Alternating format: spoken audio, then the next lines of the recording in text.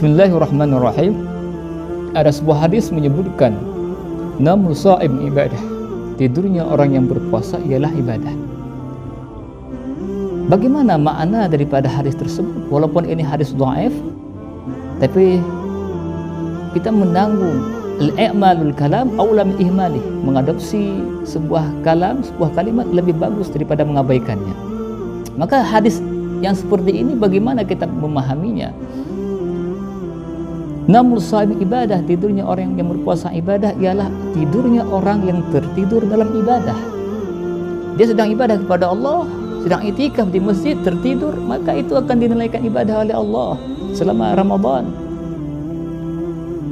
Ataupun orang yang tidur sebentar pada waktu qailulah, dia niat dalam hati dia agar ketika dia nanti pada waktu malam dia sanggup untuk ibadah kepada Allah, dia tidur sebentar, dia niatkan ibadah kepada Allah, maka tidur mereka ini tidur ibadah kepada Allah selama niat mereka untuk ibadah pada waktu malam kepada Allah Subhanahu wa taala. Maka orang yang tidur seperti inilah yang disebut dalam hadis namul sha'im ibadah. Tidurnya orang yang berpuasa inilah ibadah oleh Allah.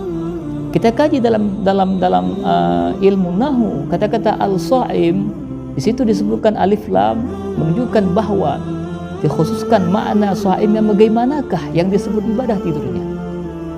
Puasa orang yang bagaimanakah? Bukan semua orang yang berpuasa tidur itu ibadah. Orang yang berpuasa yang mana mereka menahan dahaga, menahan lapar dan menahan pahala puasa agar tidak hilang mereka. Jadi mereka menahan pahala puasa agar tidak hilang pahalanya, yaitu puasanya orang khawas dan puasanya orang khawasul khawas.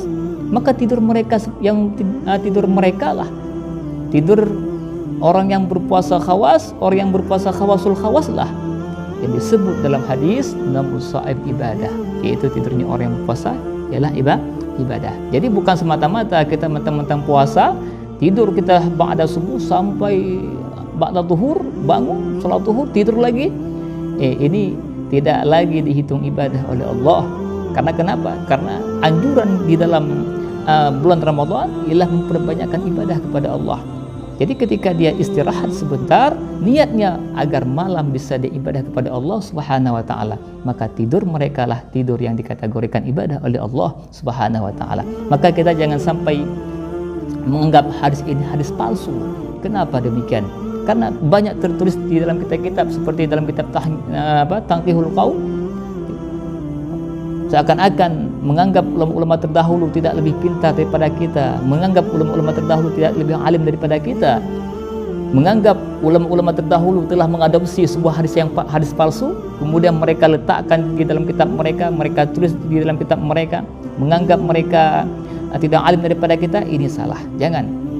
Maka ketika ada sebuah hadis tersebut, maka kita i'malul kalam aula min ihmalihi.